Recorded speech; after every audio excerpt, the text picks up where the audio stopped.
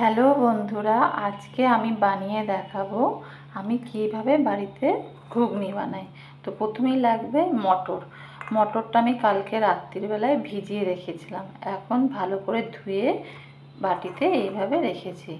আর লাগবে আলু, আর লাগবে হচ্ছে আদা বাটা, রসুন বাটা। এখানে 1 চামচ, বড় চামচের 1 চামচ আদা বাটা আছে, 1 চামচ রসুন বাটা আছে। আর লাগবে মিডিয়াম সাইজের 2টো পেঁয়াজ, যেটাকে আমি জিরি জিরি করে কেটে নিয়েছি। আর লাগবে টমেটো, আমি বড় একটা টমেটো ভালো করে ধুয়ে কেটে নিয়েছি। আর লাগবে কিছুটা কাঁচা লঙ্কা। আর লাগবে হচ্ছে নুন। আর লাগবে হচ্ছে গোটা জিরে।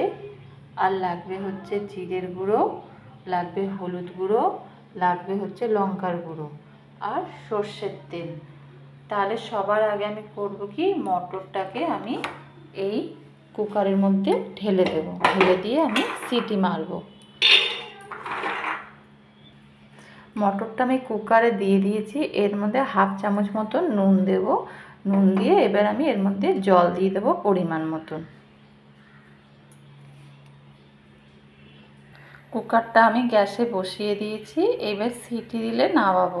আমি 3 থেকে 4টে সিটি দেব, দেখবো তারপরে যে মটরটা গলেছে কিনা। যদি না গলে আবার 1-2টো দিয়ে দেব। তো আমার 4টে দিলে আমার সিটিতে আমার মটরটা গলে যায়। এবার আমি করব কি, এবার আমি আর একটা গ্যাসে পাশের দিকে আমি কড়াইটা বসিয়ে দেব। আমি এদিকে কড়াইটা বসিয়ে দিয়েছি, গরম হোক। গরম হয়ে গেলে তাতে আমি তেল ঢেলে দেবো। এদিকে কুকারটা ওই সাইডে, এদিকে কড়াইটা এই সাইডে। ততক্ষণ কড়াইটা একটু তেতে যাক, তারপরেই আমি তেল দেব। কড়াইটা আমার গরম হয়ে গেছে, এর মধ্যে আমি তেল দিয়ে দিচ্ছি, সর্ষের তেল। 6 থেকে 7 চামচ পর্যন্ত সর্ষের তেল দেব। তেলটা এবার গরম হলে তারপরে আমি এতে পেঁয়াজগুলো দিয়ে দেব। তেলটা আমার গরম হয়ে গেছে, এবার আমি এর মধ্যে কয়েকটা জিরে ফোড়ন আর একটা তেজপাতা ফোড়ন দিয়ে দিচ্ছি। দিয়ে এবার আমি এই কুচনো পেঁয়াজটা এর মধ্যে দিয়ে দিলাম।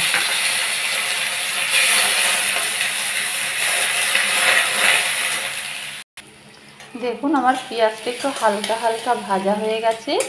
এইবার আমি এই ছোট ছোট কেটে রাখা আলুটা, এরকম সাইজের আলুটা আমি এর মধ্যে দিয়ে দেব। আলুটা আপনি দিতেও পারেন, নাও দিতে পারেন। যাদের আপনাদের মনে হয় আলু দিয়ে করবেন তো করবেন, আর যদি না মনে হয় তো করবেন না, শুধুই করে নেবেন। তো আমি একটু আলু দিয়ে করছি। এইবার আমি এর মধ্যেই 1 চামচ আদা বাটা, 1 চামচ রসুন বাটাটাও দিয়ে দেবো। দিয়ে আমি ভালো করে কষাবো। এবার আমি এই কাঁচা লঙ্কাগুলোকেও ফাটিয়ে ফাটিয়ে এর মধ্যে দিয়ে দেব।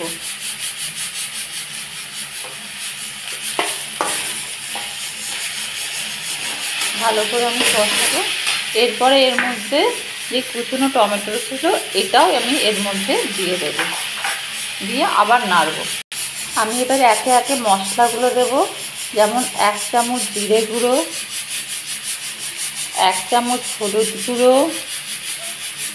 ঝালটা আপনারা যতটা খাবেন সেই হিসাবে, কারণ আমি কাঁচা লঙ্কা দিয়ে দিয়েছিলাম, আর 1/2 চামচ লঙ্কার গুঁড়ো অ্যাড করব। আর নুনটা প্রথমে ওখানে যেহেতু মটরে নুন দিয়ে সেদ্ধ করতে দিয়েছি, এখানে 1/2 চামচ মতো নুন দেব। তারপরে দেখে পরে আবার দেবো। এবার আমি এটাকে সব কটাকে নিয়ে ভালো করে কষাবো। কষিয়ে তারপরে আপনাদের দেখাচ্ছি। দেখুন আমার মশলাটা ভালোভাবে কষে গেছে, আর এদিকেও আমার মটরটা সিদ্ধ হয়ে গেছে। দেখুন ভালোভাবে সেদ্ধ হয়ে গেছে। এইবার আমি এই মটরটা এই ভেতরে, মানে মশলাটা যে কষে গেছে এর মধ্যে মটরটা আমি দিয়ে দেব।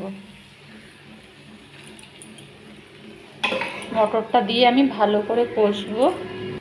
মটরটা আমি দিয়ে দিয়েছি, এবার আমি ভালো করে কষে নেব, যাতে মটরের ভেতরেই মশলাটাও চলে যায়। 2-3 মিনিট ধরে আমি একটু কষে নেব।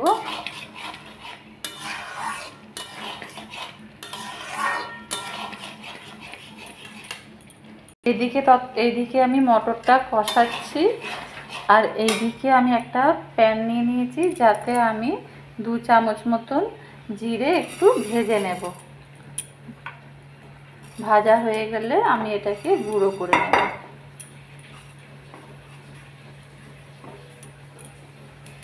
আমার ভালো করে জিরেটা ভাজা হয়ে গেছে, এবার আমি নাবিয়ে নিয়ে গুঁড়ো করে নেব।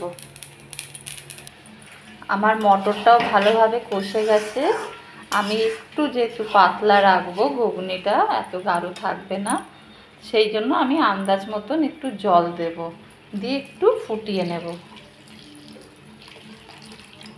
কারণ আলুগুলো আমার সেদ্ধ হয়ে গেছিলো, এদিকে মটরটা তো সেদ্ধ করাই রয়েছে। দেখুন আমি এই হিসাবে রেখেছি, এবার ফুটে গেলেই আমি নামিয়ে নেব। আর একটু নুন আর ঝালটা একটু দেখে নেব যে যাতে নুন লাগবে কিনা। দেখুন তাহলে আমার একদম রেডি হয়ে গেছে। আমার একটু নুন লেগেছিলো, পরে আমি হাফ চামচ মতন আবার নুন অ্যাড করেছিলাম। এবার আমি নাবিয়ে ফেলবো, কারণ এরপরে বেশি করে জমে যাবে। তো আমি এবার নাবিয়ে ফেলছি। দেখুন তাহলে আমার একদম রেডি হয়ে গেছে। আমি এবার এর ওপর দিয়ে যে জিরে ভেজে গুঁড়ো করেছিলাম তার ওপর দিয়ে আমি এইভাবে ছিটিয়ে দেব। যদি আপনাদের আমার এই রান্নাটা পছন্দ হয়ে থাকে তাহলে একটা লাইক করে দেবেন আর সাবস্ক্রাইব করে দেবেন। তাহলে আজকে এই পর্যন্তই।